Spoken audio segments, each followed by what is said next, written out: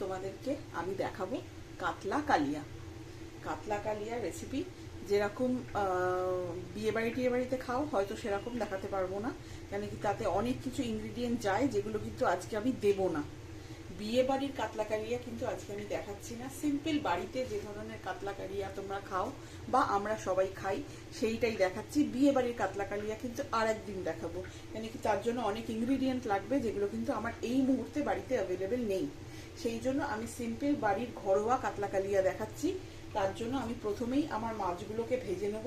আমার কাতলা মাছ যাতে শুধুই নুন হলুদ মাখিয়ে রাখবে, চেষ্টা করো অন্তত 15 মিনিট ম্যারিনেট করতে। মাছগুলো যদি একটু বড় হয়, মাছগুলো যদি একটু সাইজে বড় হয়, অন্তত 15 মিনিট ম্যারিনেট করার চেষ্টা করো।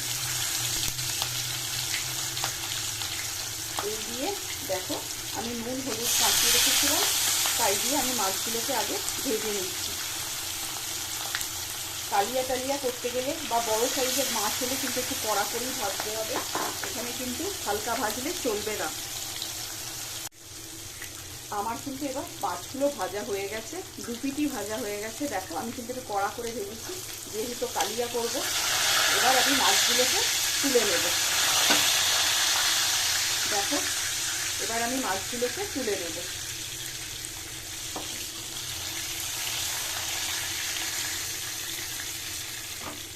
দেখতে পাচ্ছ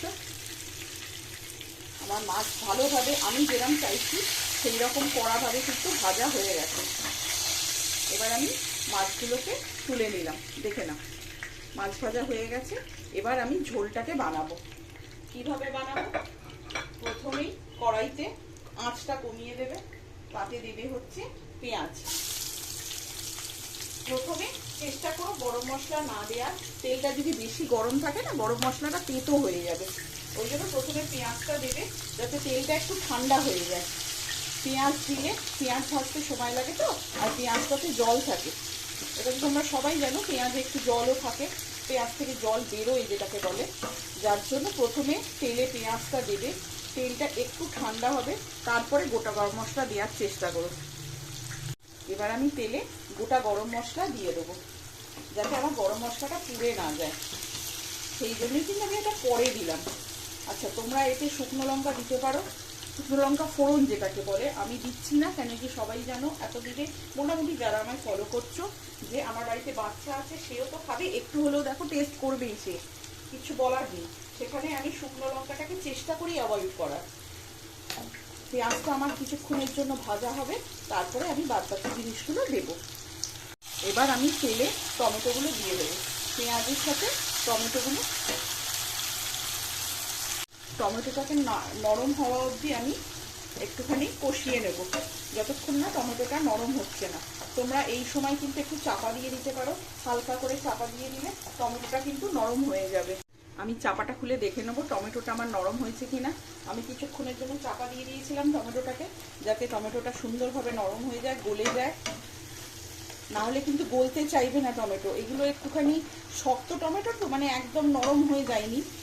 এই টমেটোগুলো কিন্তু গলতে টাইম নেবে, যার জন্য হালকা একটু চাপা দিয়ে দেবে। পারলে অল্প একটু নুন দিয়ে দেবে, তাহলে কিন্তু সুন্দর যে কোনো জিনিসই সেদ্ধ হয়ে যায়। টমেটোটা দেখো আমার কিন্তু নরম হয়ে গেছে। এবার এই টমেটোর মধ্যে দিয়ে দেবো, হচ্ছে এটা কি, আদা রসুন শুকনো লঙ্কার গুঁড়ো আর হলুদ। এটা দিয়ে আমি একটু গুলিয়ে নিয়েছি। তোমরা সবাই এতদিনে জেনে গেছো আমি সব মশলাই কিন্তু জলে গুলে দিই, যাতে মশলাটা পুড়ে না যায়, তিতা না হয়ে যায়। এতে কিচ্ছু নেই, আদা রসুন আছে, হলুদ আছে আর শুকনো লঙ্কার গুঁড়ো আছে। এইটা আমি কিন্তু এবার দিয়ে দেবো। আমার টমেটোটা যেহেতু কষানো হয়ে গেছে, এবার আমি আদা রসুনের এই পেস্টটা দিয়ে দেবো।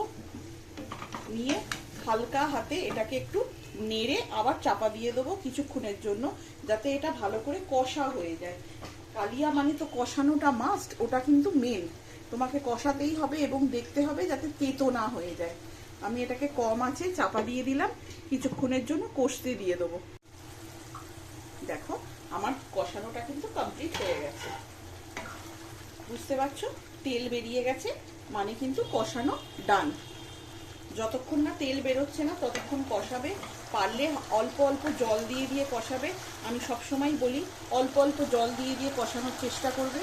একেবারে জল ঢেলে কষতে বসিয়ে দেবে না, তাতে কিন্তু রান্নার সেই স্বাদ আসে না। অল্প অল্প করে জল ঢেলে কষাবে রান্নাটাকে। আমি এবার ঢাকাটা তুলে দেখে নেব আমার কষানোটা কমপ্লিট হয়ে গেছে কিনা। এবার আমি এতে পরিমাণ মতন জল দিয়ে দেবো।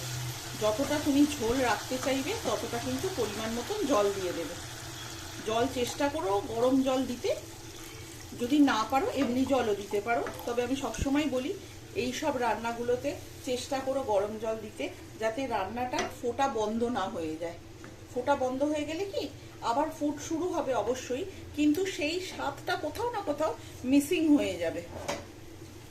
কোথাও না কোথাও সেই স্বাদটা কিন্তু আর আসবে না, যেটা ফুটন্ত জল দিলে যেই স্বাদটা তোমার আসবে এই সব রান্নাগুলোতে।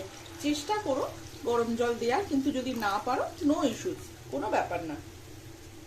এবার এটা অল্প একটু ফুটবে, একটা ফুট হবে, আমি মাছগুলো দিয়ে দেবো। কেন কি মাছগুলো তো আমার একটু বড়, তাই আগেই মাছগুলো দিয়ে দেবো।